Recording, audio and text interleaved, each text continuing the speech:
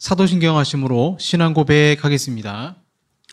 전능하사 천지를 만드신 하나님 아버지를 내가 믿사오며 그 외아들 우리 주 예수 그리스도를 믿사오니 이는 성령으로 잉태하사 동정녀 마리아에게 나시고 본디오 빌라도에게 고난을 받으사 십자가에 못 박혀 죽으시고 장사한 지 사흘 만에 죽은 자 가운데서 다시 살아나시며 하늘에 오르사 전능하신 하나님 우편에 앉아 계시다가 저리로서 산자와 죽은 자를 심판하러 오시리라.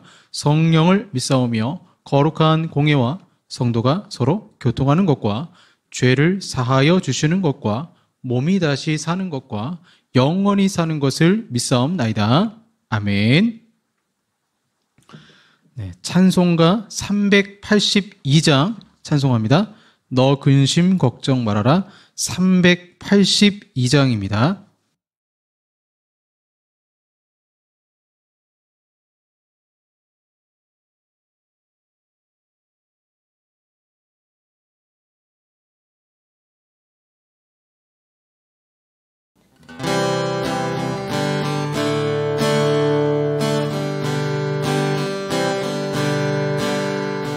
너 근심 걱정 말아라.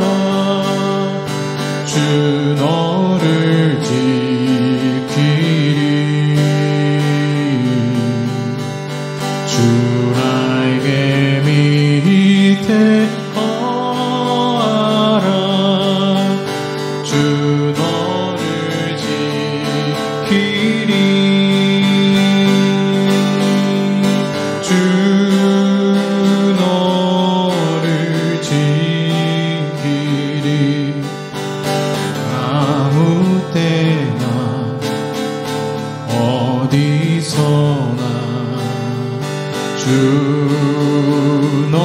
너를 지키리. 늘 지켜주시리. 어려워 낙심될 때에 주 너를 지키리. 위험한 일을 당할 때 주 너를 지키리.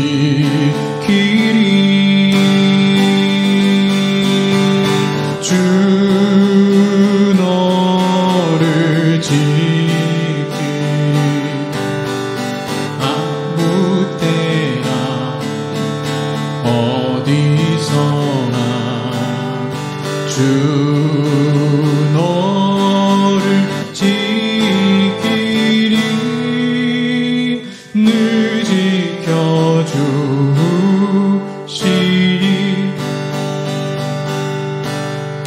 너 쓸 것 미리 아시고 주 너를 지키리. 구하는 것을 주시며 주 너를 지키리.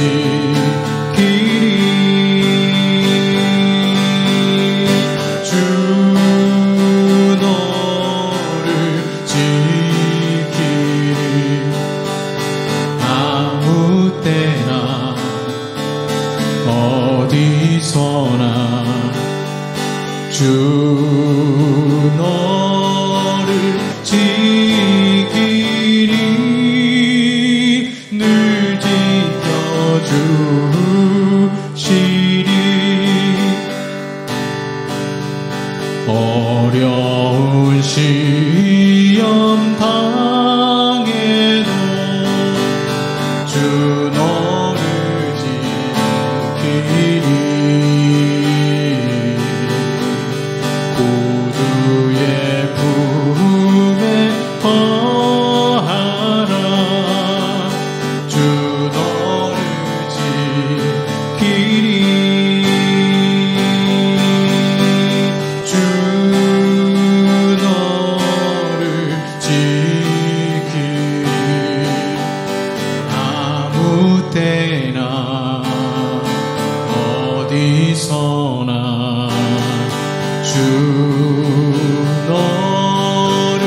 지키리 늘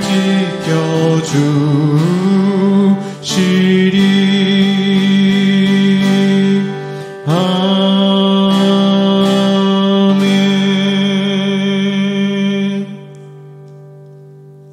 기도하겠습니다.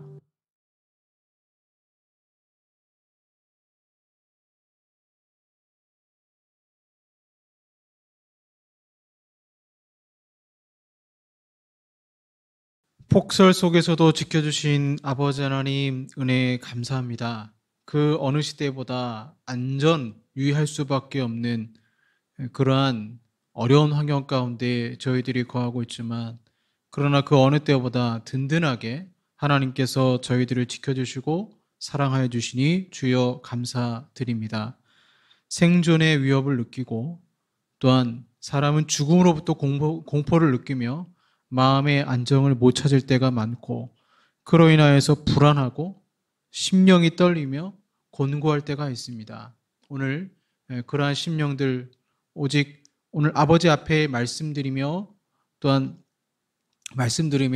기도하며 나아갈 때에 우리의 불안한 마음들이 사라지게 하시고, 하나님을 바라보고 믿음의 눈으로 주를 경험할 수 있는 귀한 예배 시간이 되기를 원합니다. 말씀을 통하여서 우리의 생각이 바뀌게 하시고, 그동안 잘못 알고 있었던 하나님의 존재에 대해서 바르게 알 수 있는 시간이 되게 하시며, 하나님을 만남으로 인생이 변화되어지고 삶을 대하는 태도가 바뀌어지며, 그 무엇보다도 기도가 반드시 응답되어지고 하나님이 역사하신다는 강력한 믿음으로 오늘 말씀을 통해 새로워질 수 있도록 주님 역사하여 주시옵소서. 예수님 이름으로 기도합니다. 아멘. 네, 성경 말씀 출애굽기입니다. 출애굽기 3장 13절에서 14절까지 말씀입니다. 출애굽기 3장 13절에서 14절까지 말씀입니다. 구약 85쪽이 되겠습니다. 출애굽기 3장 13절에서 14절 말씀입니다. 봉독하겠습니다.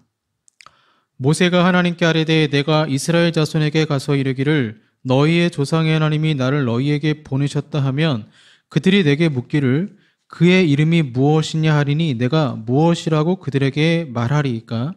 하나님이 모세에게 이르시되 나는 스스로 있는 자이니라. 또 이르시되 너는 이스라엘 자손에게 이같이 이르기를 스스로 있는 자가 나를 너희에게 보내셨다 하라. 아멘.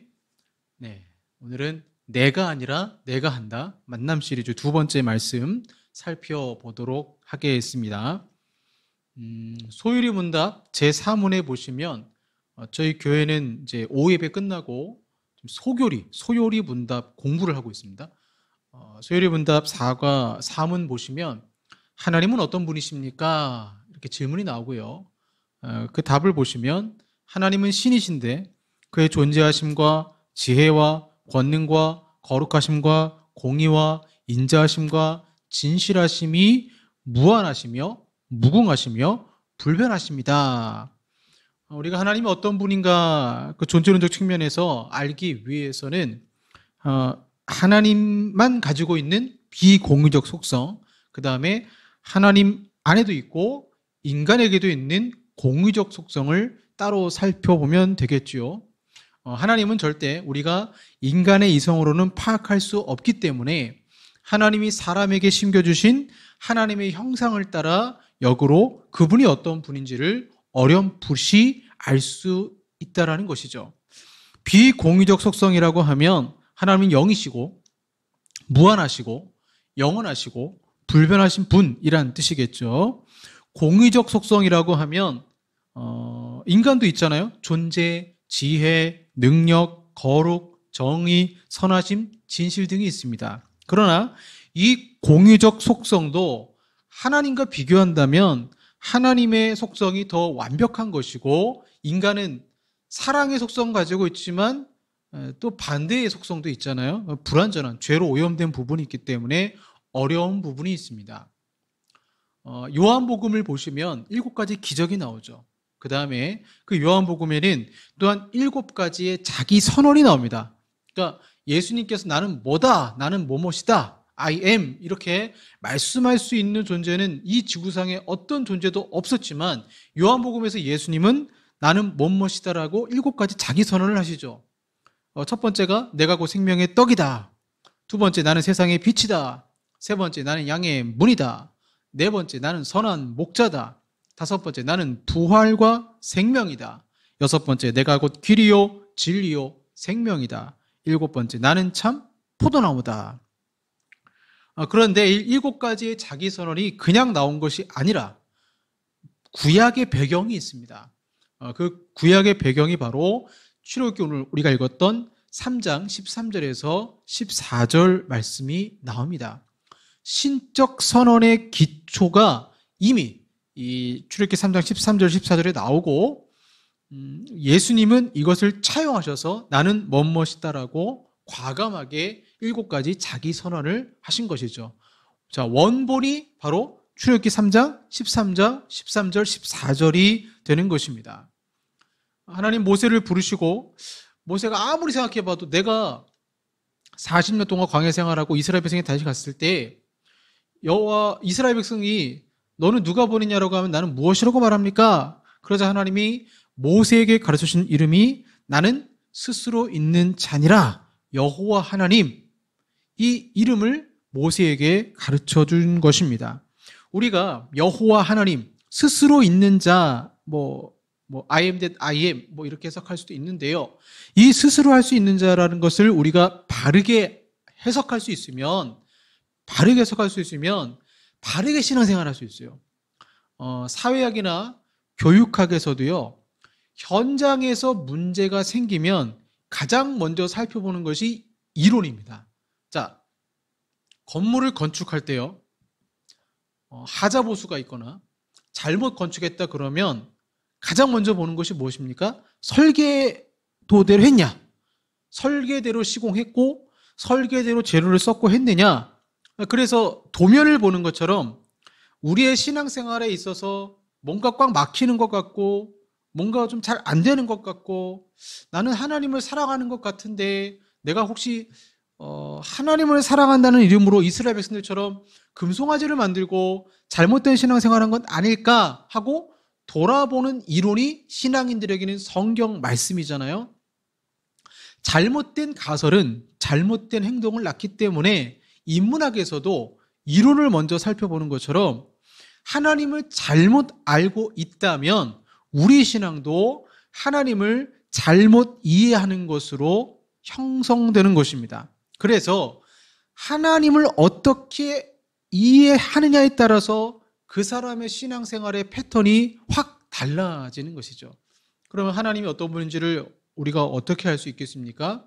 성경에 나오는 말씀들을 통해서 알 수 있는데 특별히 하나님의 칭호가 중요합니다. 그래서 이제 하나님의 3대 칭호가 나오죠. 구약에 엘로힘, 그 다음에 여호와, 그 다음에 아도나이죠.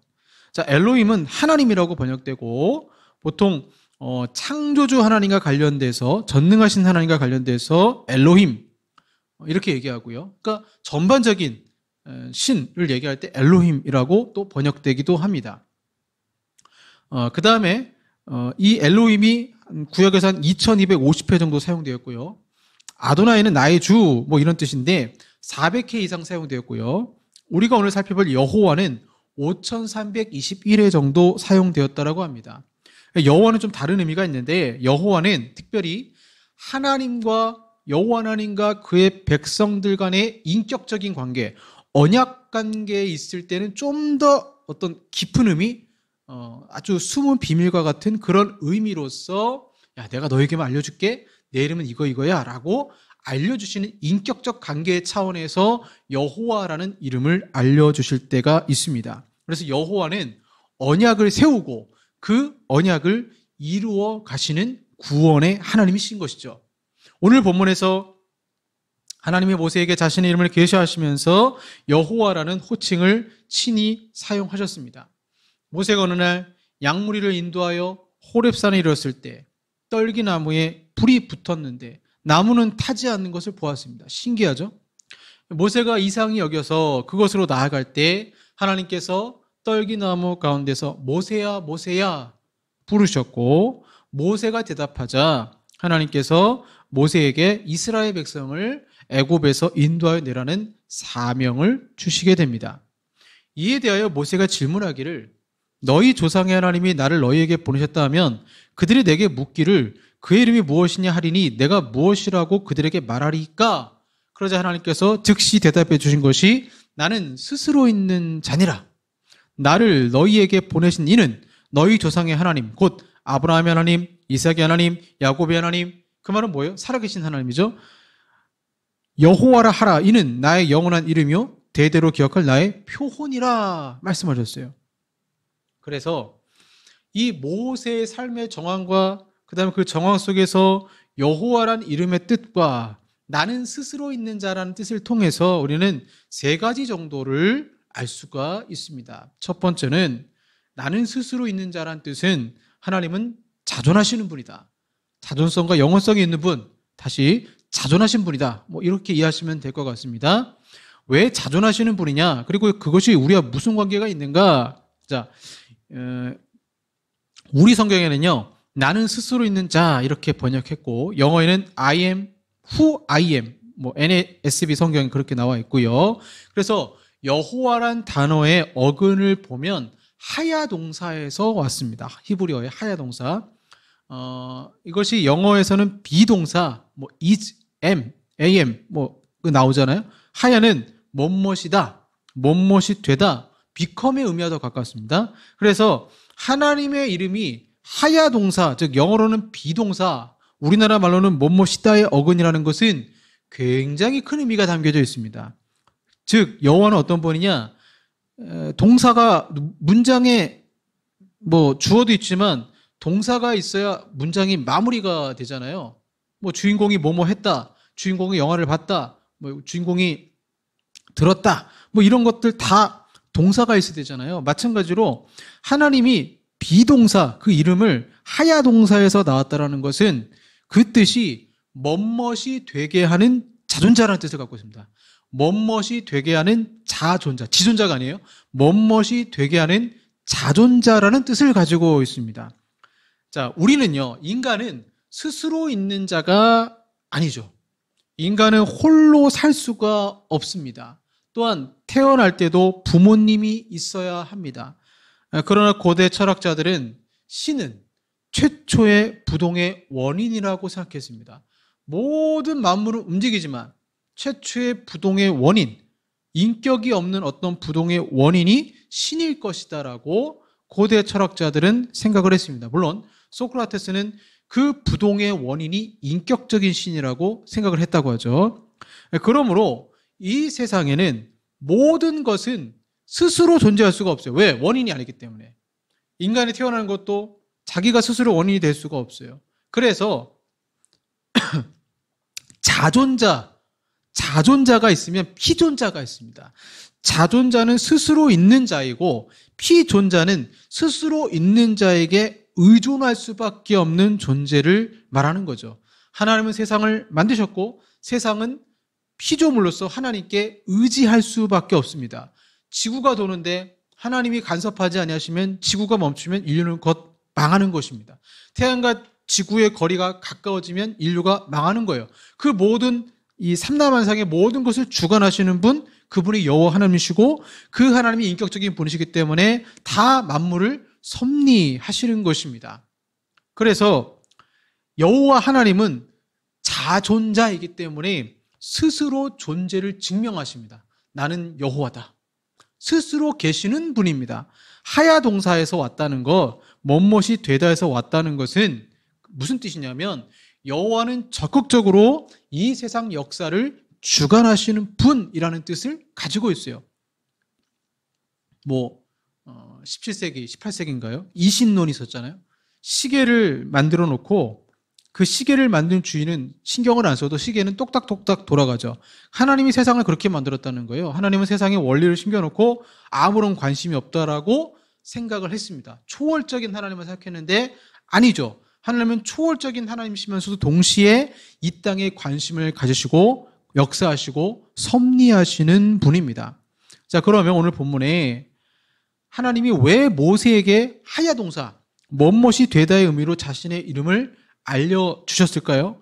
모세는요, 똑똑한 사람이에요. 40세가 되기까지 애굽의 모든 학문을 배운 사람입니다. 그래서 모세는 또 애굽의 이집트 왕자였기도 했기 때문에 자기 힘으로 민족의 독립을 이끌려고 했어요. 그 열심히 있었습니다. 하나님과 상관없이 자신의 힘으로 하려다가 오히려 애굽 사람을 죽이고 이스라엘 사람들이 자신의 편을 들 줄 알았는데 오히려 이스라엘 사람들이 밀고를 하게 되어지고 너희가 언제 우리의 주관자가 됐냐라고 말하면서 모세는 애굽 사람이 두렵고 특별히 바로가 두려워서 피신을 가게 됩니다. 그리고 무려 40년 동안 이드로의 사위가 되어서 광야에서 목동으로 살게 되죠. 꿈을 가지고 왕자로 살다가 하루아침에 도망자가 되었어요. 그리고 40년 동안 목동의 삶을 살았거든요. 자신의 힘으로 무언가를 이루려고 했던 사람이 모세였습니다. 철학자들은 최초의 부동의 원인은 인격이 없다고 생각했습니다. 모세는 자신의 인생의 주인이 자기라고 생각했어요.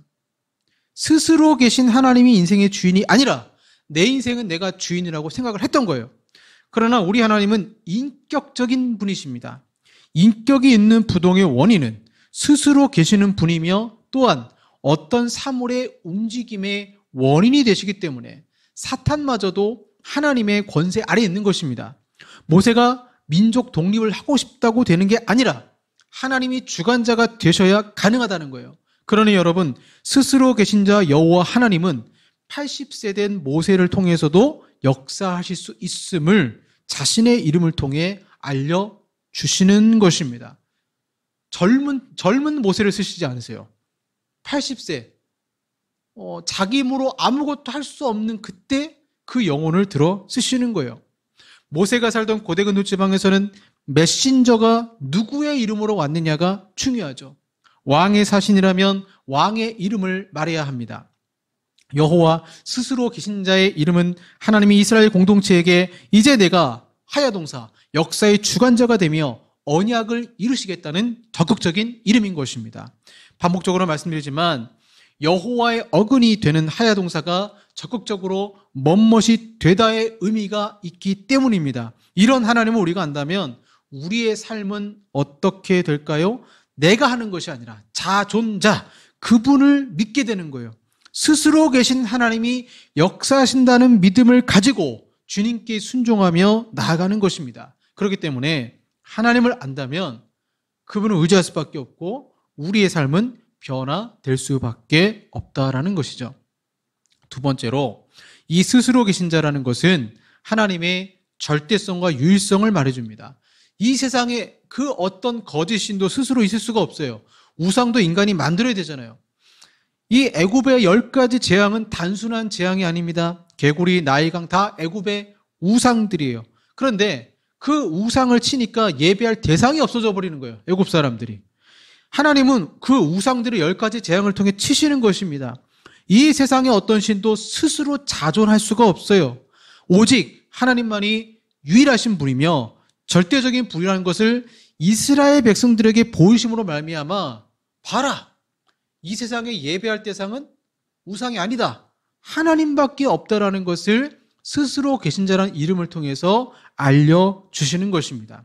스스로 계신 하나님은 우리에게 참된 예배를 요구하십니다. 우리는 하나님의 속성을 알면 알수록 하나님이 예배 받으시기에 합당한 분이라고 고백하는 것이죠. 예배를 드릴 때 여러분 하나님을 어떤 분으로 인식하며 예배를 드리십니까? 어떤 분은 너무 하나님의 내재성만 강조합니다. 사랑. 또 어떤 분은 하나님의 너무 초월성만 강조합니다. 거룩. 그러나 그 예배라는 것에는 거룩과 사랑이 같이 있습니다. 하나님의 위로하심도 있지만 죄에 대한 심각함과 무서움과 주님께 회개하는 마음도 있어야 되는 거죠. 우상과 분명히 구별되는 하나님만이 가지고 계신 거룩성과 절대성, 또한 그분의 사랑을 다 우리가 인식하면서 예배를 드려야 된다는 것입니다. 예전에요, 자, 신학교 다닐 때 강사로 오신 목사님이 이제 열린 예배를 드린대요. 그러니까 성도들이 이런 예배 드리시다, 이런 예배 드리시다 다 요구하더래요. 그럼 다 해보십시오.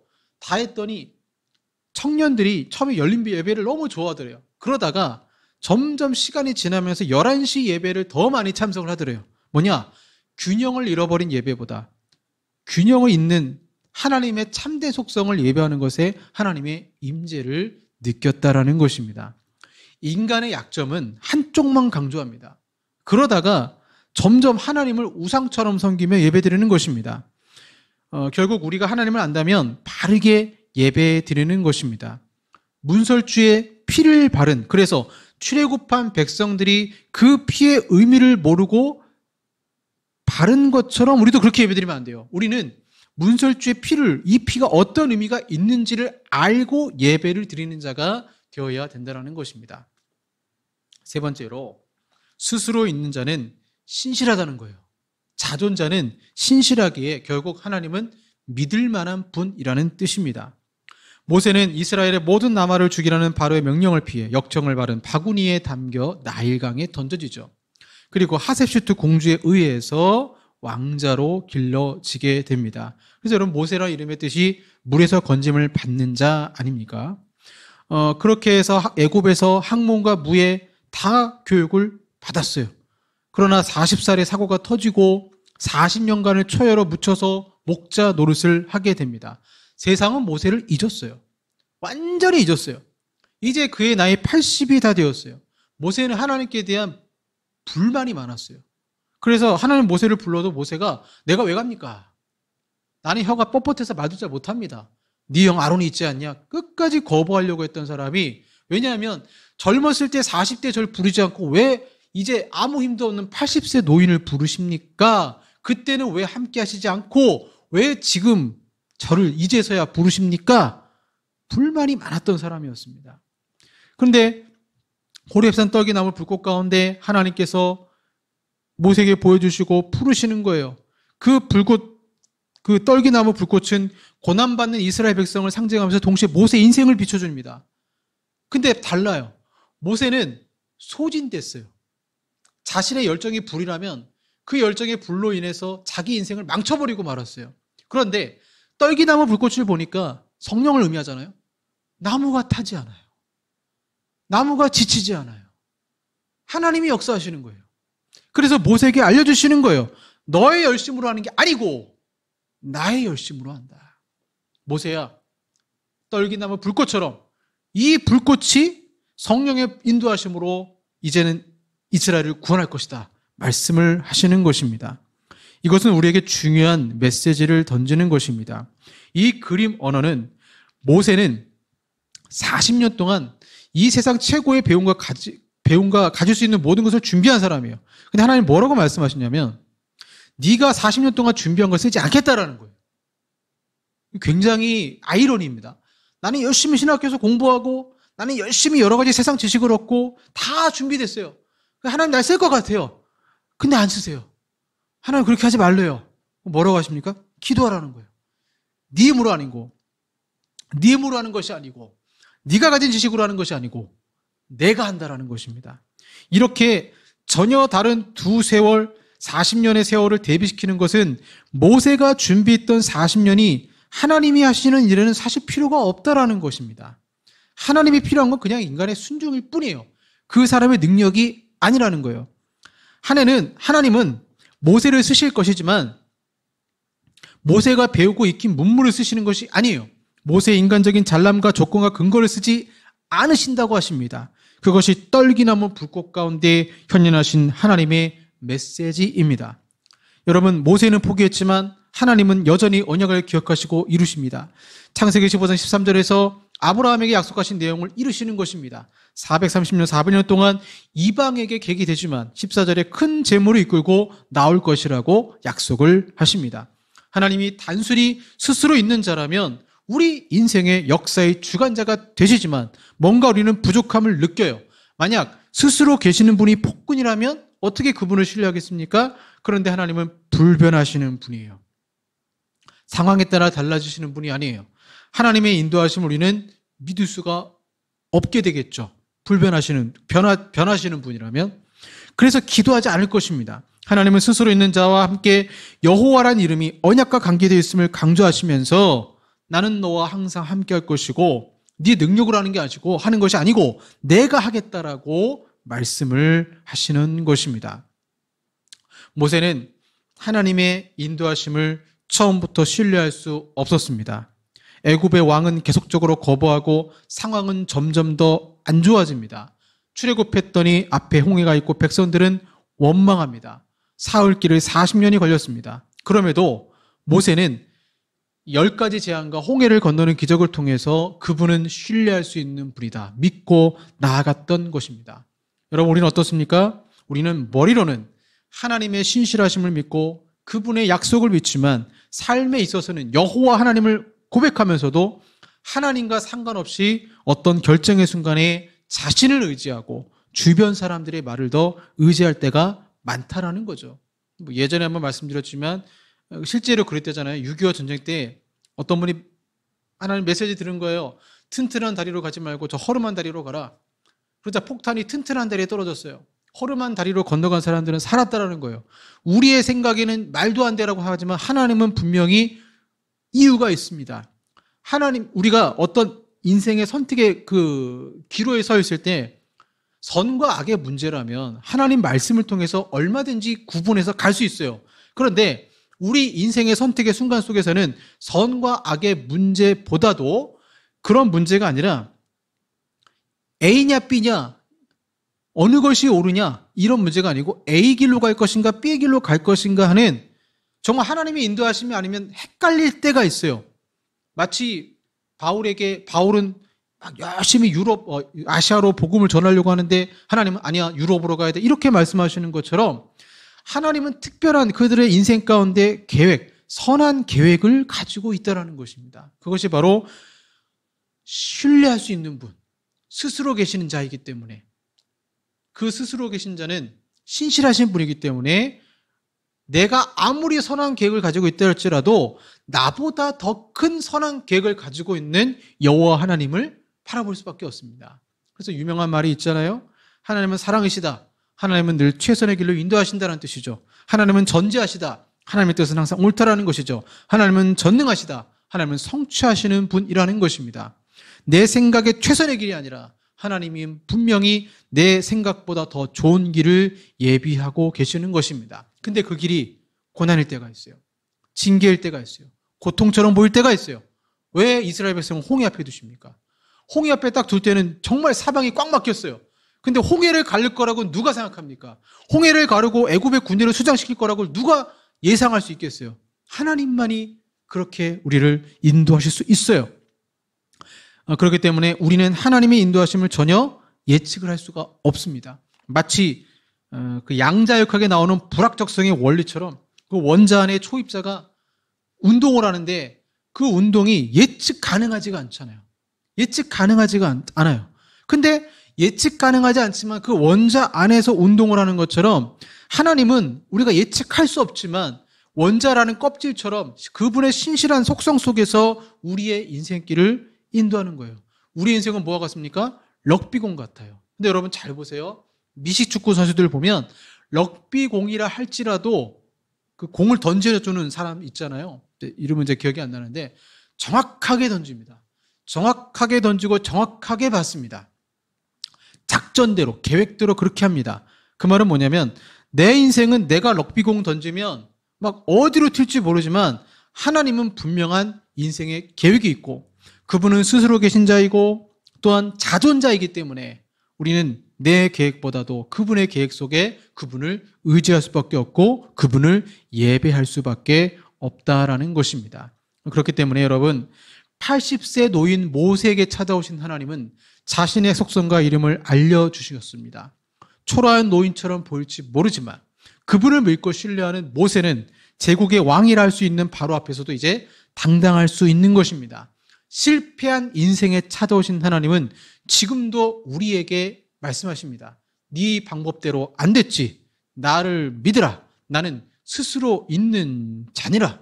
그분을 꼭 믿으시고 신뢰하시고 그 만남 속에서 주님께 온전한 순종으로 영광 돌리시는 저 여러분 되기를 소망합니다. 기도하겠습니다.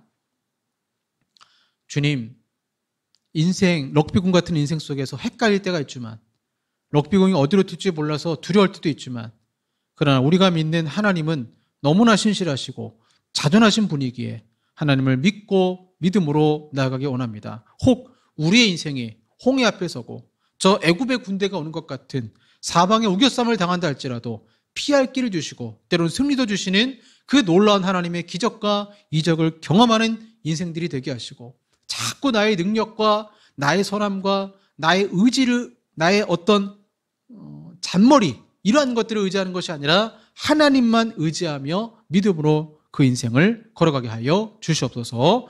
예수님 이름으로 기도합니다. 아멘.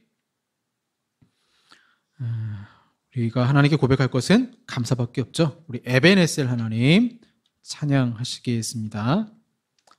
감사하신 하나님, 에베네셀 하나님.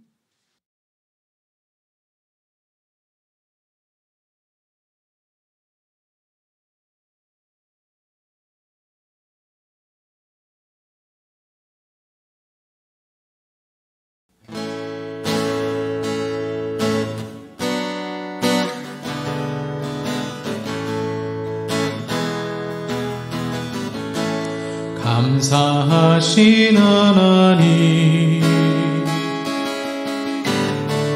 에베네셀 하나님, 살아계신 하나님, 에베네셀 하나님, 여기까지 인도하셨네. 감사하신 하나님, 여기까지 인도하셨네. 살아계신 하나님, 감사하신 하나님,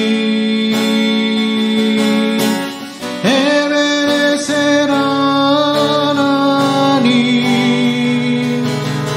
살아계신 하나님, 에베네셀 하나님, 감사하신 하나님, 에베네셀 하나님, 살아계신 하나님, 에베네셀 하나님, 장래에도 인도하시니 감사하신 하나님, 장래에도 인도하시니 살아계신 하나님, 감사하신 하나님, 에베네셀 하나님, 살아계신 하나님, 에베네셀 하나님, 감사하신 하나님, 에베네셀 하나님, 살아계신 하나님, 에베네셀 하나님.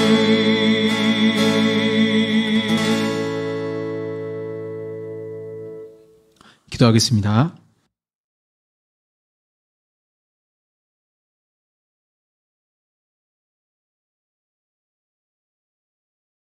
에베네셀 하나님께서 여기까지 인도하셨고 장래에도 인도하신 신실하신 하나님을 고백합니다. 실패한 인생에 찾아오셔서 네가 하는 것이 아니라 내가 한다라고 말씀하시는 스스로 계신 자, 자존자 하나님을 우리가 고백하며 믿음으로 나아가오니 내가 열심히 일해서 돈을 버는 것 같지만 하나님이 복을 주시는 것이고 내가 열심히 무언가를 해서 세상에 어떠한 것들을 성취하는 것 같지만 하나님이 건강 주시고 도우심을 믿음으로 고백합니다. 사랑의 아버지 하나님, 한 주 동안도 지켜주시고 오늘도 아버지 앞에 귀한 예물 드립니다. 11조 감사 구제 선교 영광 돌려오니 또한 마음을 드리고 기도로 드리오니 주님 기쁘게 받아주시고 그 삶 속에서 불꽃 같은 인생이 되어지고 주의 능력이 채워지는 그러므로 형통케 되어지고 은혜가 가득한 한 주가 될 수 있도록 축복하시고 역사하여 주시옵소서. 예수님 이름으로 기도합니다. 아멘. 지금은 우리 구주 예수 그리스도의 은혜와 성부 하나님의 사랑하심과 성령 하나님의 교제교통 역사하심이 스스로 계신 그 하나님을 믿음으로 바라보고 따르기 원하는 우리 사랑하는 성도들과 한국 교회 위에 영원토록 함께 있을지어다. 아멘.